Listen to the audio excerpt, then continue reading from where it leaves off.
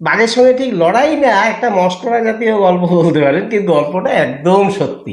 ওই মধ্যপুত দুলা বাঘকে চিটাইছে, আর বাঘ তো অবাক, কি রে ভাই এই কি করে এই বাচ্চাটা আমাকে বাঘ কি ছিটাই দিবে। তারপরে আমি বসে বললাম, আর বাঘ তো সুযোগ পেয়ে গেল। তারপরে একটা ছেলে ওই আঙুল দিয়ে দেখাচ্ছিল। Let 'em hear the rumble from the jungle. A real tiger. আমি এটা কামানদার কাছ থেকে শুনেছিলাম। কামানদারা ছোটবেলায় তাদের বাবাদের কাছ থেকে শুনেছিল। এক নরসুন্দর মানে নাপিত, তিনি একবার বাঘের খপ্পরে পড়েছিলেন এবং নরুন দাড়ি কাটা নরুন দিয়ে বাঘের সঙ্গে লড়াই করেছিলেন। নখ কাটে নরুন, সেই নরুন দিয়ে বাঘের সঙ্গে লড়াই করেছিলেন। এই গল্পের সত্যতা মিথ্যাতা কিন্তু কোনো জায়গায় এই গল্পটি পাইনি, কিন্তু কানান্দা বলছিল যে এইরকম আরেকটি ঘটনা বাঘের সঙ্গে লড়াই হয়েছিল। তবে যেটা আমাদের কাছে একদম তথ্য প্রমাণ এবং গল্পটা আছে, আরেকটি খুব মজার গল্প আছে এই বাঘের সঙ্গে লড়াই। বাঘের সঙ্গে ঠিক লড়াই না, একটা মস্করা জাতীয় গল্প বলতে পারেন, কিন্তু গল্পটা একদম সত্যি। এই গল্পটা আমাকে বছর 10 আগে বলেছিলেন শ্রদ্ধেয় জিতেশ চন্দ্র চৌধুরী। জিতেশ চৌধুরী আমার একদম নিজের লোকের মতন, আমাকে পুত্রবৎ স্নেহ করতেন।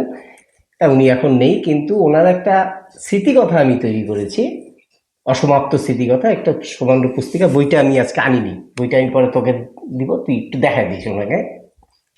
সেই স্মৃতিকথায় উনি অনেক গল্প করতে গিয়ে ওনার পরিবারের একটা গল্প বলেছিলেন। ওনার পরিবারটি এসেছিলেন 1920 সালে মাথাভাঙ্গাতে। ওনার বাবা শ্রদ্ধেয় রমেশ চন্দ্র চৌধুরী মাথাভাঙ্গার যে জেলখানা, সেই জেলখানার সুপারিনটেন্ডেন্ট হয়ে এসেছিলেন। পরবর্তীকালে উনি চিফ অ্যাকাউন্টেন্ট হিসেবে মাথাভাঙ্গা ন্যায় বাহিলকারের অফিস মানে এসডিও অফিসে উনি যোগ দেন।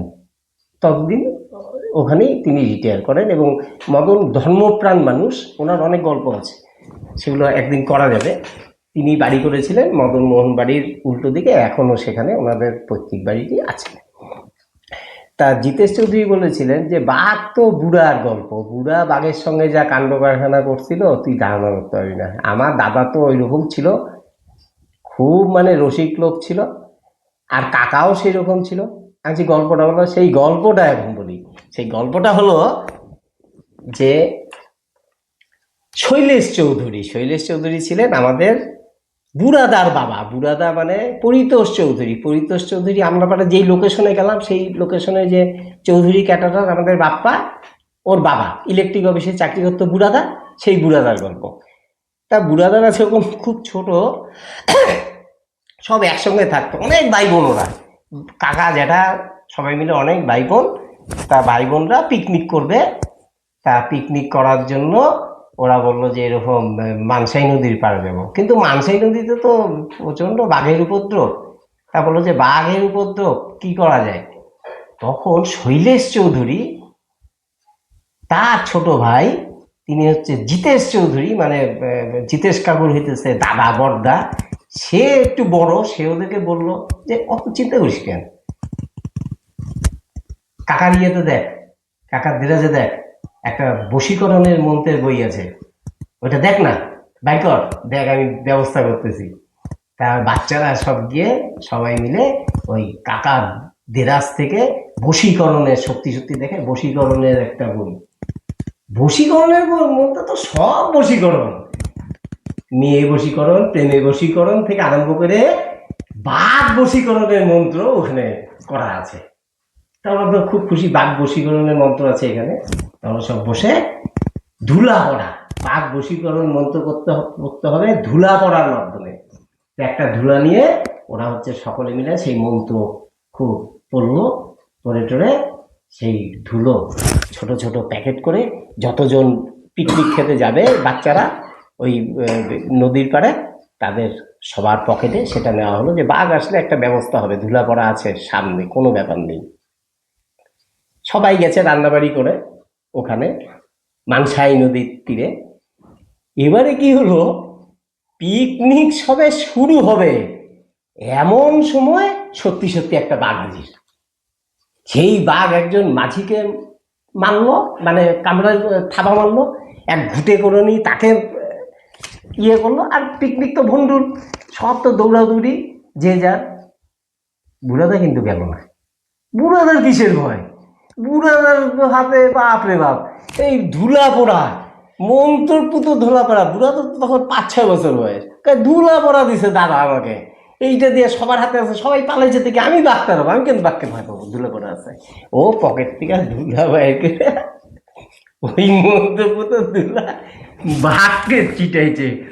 আর বাঘ তো অবাক, কি রে ভাই এ কি করে? এই বাচ্চাটা আমাকে বাঘ কি ছিটাই দিবে, ফাইজলি হয়েছে নাকি? হ্যাঁ, একটু ভয় পায় না, আইসা আলতো করে খালি একটু খেলা দিছে বুড়াটাকে। মানেটা নাই, কামড়ায়ও নেই, বড় জোরেও থাবা দেয় নেই। সেই থাবাতেই বুড়াদার হাল। বুড়াদার কান নাই, কান কাটা, আর হচ্ছে মাথার খুলির বিশাল একটা ফাড়ি। 10 বছর আগেও বুড়োদা ছিলেন। বুড়োদা এই মাত্র 1 বছর হলো প্রয়াত হয়েছেন। তা বুড়াদার গল্প যখন আমি শুনেছি, তখন বুড়াদা আছেন আমাদের মধ্যে। আর হচ্ছে তখন মোবাইলও, ক্যামেরা, টেপ রেকর্ডারও আমাদের আছে। সুতরাং একদিন গেলাম সকালে বুড়াদার কাছে এই গল্প শুনতে।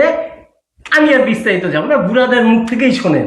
বুড়াদাকে এই যে ভিডিওটা আছে, বুড়াদা তো এখন নেই, আমার কাছে ভিডিওটা আছে, আমি দেবুকে দিলাম, দেবু ওটা চালাচ্ছে। বুড়াদা কি বলে সেটা শুনে দিন।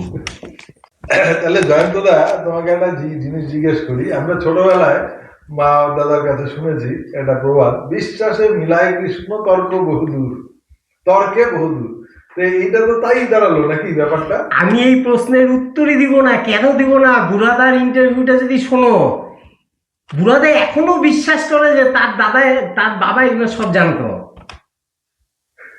ইন্টারভিউ বলছে তো যে আমি তো, হ্যাঁ বাবা আমার সব জানতো, তো এগুলো অনেক কিছু জানতো, বাইরে চাকরি করতো, অনেক কিছু জানতো। তার মানে বাবার যে বিশ্বাস সেটা বুড়াদার মধ্যে অবশ্যই সংক্রামিত ছিল, যেটা ধুলা পড়াতে বাঘ বশ মানে বশীকরণ হতে পারে, হবে।